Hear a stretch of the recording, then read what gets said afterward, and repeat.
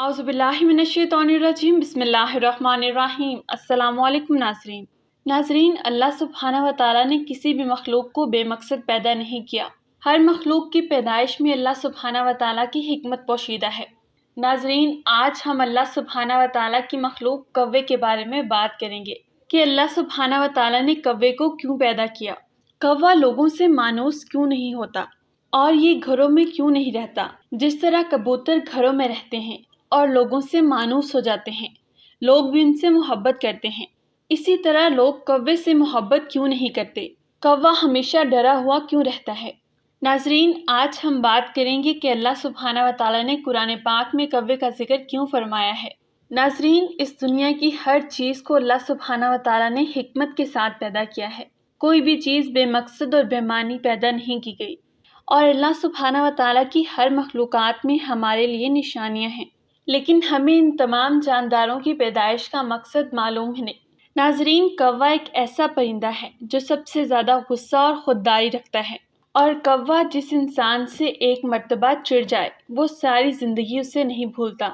हम में से बहुत से लोग परिंदों को बेवकूफ़ समझते हैं, लेकिन अल्लाह सुब्हानहु व तआला ने तमाम मखलूक़ात को बहुत सी खसूसियात अता की हैं। अमेरिका में परिंदों के बिहेवियर पर एक रिसर्च की गई, जिससे ये साबित हुआ कि कव्वा एक निहायत ज़हीन परिंदा है। कव्वा परिंदों में से सबसे ज़्यादा तेज, शातिर और चालाक है। यकीनन आपने एक बात तो ज़रूर महसूस की होगी कि कव्वे हमेशा कबाइल की शक्ल में रहते हैं, और अगर किसी एक कव्वे पर मुसीबत आ जाए या उससे दुश्मन से कोई ख़तरा हो तो ये एक दूसरे की मदद करते हैं, और ये अपने किसी भी साथी को मुश्किल वक्त में तन्हा नहीं छोड़ते। आपने अक्सर ये देखा होगा कि जब कोई कव्वा मर जाता है तो बहुत से कव्वे इकट्ठे हो जाते हैं और आसमान पर मंडलाते रहते हैं और काएं काएं की आवाज़ निकालकर बहुत ज़्यादा शोर करते हैं। एक तजर्बे के दौरान माहिरीन ने यह देखा कि एक कव्वा जो मर चुका था तो इसके इर्द गिर्द के कव्वे इसके पास पहुंच गए और ज़ोर ज़ोर से आवाज़ें निकालने लगे। उनकी आवाज़ें सुनकर दूर दराज के कव्वे भी उनके पास आ गए और कुछ ही देर में वहाँ पर सैकड़ों कव्वे इकट्ठे हो गए। माहिरीन का ये कहना है कि कव्वे भी इंसानों की तरह अपने मुर्दों को दफन करते हैं और उनका जनाजा पढ़ते हैं। जिस तरह हम एक ऐलान के ज़रिए से सब इकट्ठे होते हैं और जनाजा अदा करते हैं, इसी तरह कव्वे भी शोर शराबा करके दूसरे कव्वों को इकट्ठा करते हैं और उस मुर्दा कव्वे को दफन करते हैं। कव्वा वो वाहिद परिंदा है जिसमें हसद और कीना परवरी भी है, और कव्वे में हसद और कीना तब से है जब काबिल ने हाबिल को कत्ल किया। जब काबिल ने हाबिल को कत्ल कर दिया तो उसे डर लगने लगा, क्योंकि उस वक्त वो ज़मीन का सबसे पहला कत्ल था। उससे पहले ज़मीन पर कोई भी नहीं मरा था। वो यही सोच रहा था कि अब वो अपने भाई की लाश के साथ क्या करे। कई रवायात में है कि काबिल हाबिल की लाश को अपनी पुश्त पर लाद कर कई अरसे तक चलता रहा। कुरान पाक की सूरह माइदा में अल्लाह सुब्हानहु व तआला इस वाक़े को बयान करते हैं। तो इसके नफ्स ने इसको अपने भाई के कत्ल पर आमादा कर लिया, तो उसने उसे कत्ल कर दिया। फिर वो नुकसान उठाने वालों में से हो गया।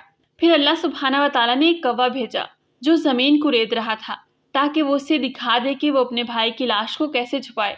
कव्वे का ये वाक़या देखकर कातिल ने कहा कि हाय अफसोस, मैं इस कव्वे जैसा भी ना हो सका कि अपने भाई की लाश छुपा लेता। तो वो पछताने वालों में हो गया। कुरान पाक की इस आयत से ये साबित होता है कि अल्लाह सुब्हानहु व तआला ने इंसान को दफनाने का तरीका उसे कव्वे की मदद से सिखाया था, और कव्वे भी अपने मुर्दों को दफन करते हैं।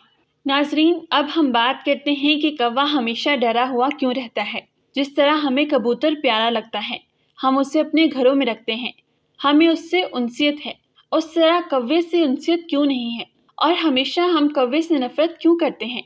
नाजरीन, एक मर्तबा एक शख्स हज़रत अली रज़ियल्लाहु तआला अन्हु की खिदमत में हाजिर हुआ और सवाल करने लगा, या अली, कव्वा हमेशा डरा हुआ क्यों रहता है। हज़रत अली रज़ियल्लाहु तआला अन्हु ने फरमाया कि कव्वा उन परिंदों में से है जिसे अल्लाह सुब्हानहु व तआला ने बहादुरी अता की। लेकिन जब तूफ़ान नूह आया तो अल्लाह सुब्हानहु व तआला की नेक मखलूक़ात ने कश्ती नूह को निजात का ज़रिया बनाया।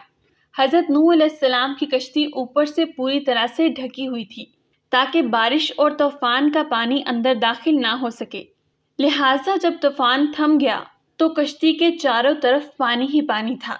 तब हज़रत नूह अलैहिस्सलाम ने कव्वे से कहा कि तुम बहादुर हो, جاؤ دیکھ کر آؤ، اگر تمہیں آس پاس کوئی زمین نظر آئے تو مجھے آ کر بتانا تاکہ ہم کشتی کو خشکی کی طرف موڑ لیں۔ کوا جب خشکی پر پہنچا تو اس نے وہاں پر ایک مردار دیکھا۔ وہ مردار کھانے میں مصروف ہو گیا اور وہیں پر بیٹھ گیا اور حضرت نوح علیہ السلام کے پاس واپس نہ گیا۔ کہا جاتا ہے کہ اس کے بعد حضرت نوح علیہ السلام نے کبوتر کو بھیجا اور کبوتر اپنے پنجوں میں گیلی مٹی لے کر آیا، جو اس بات کی طرف اشارہ تھی کہ پانی نیچے چلا گیا ہے لیکن زمین ابھی گیلی ہے۔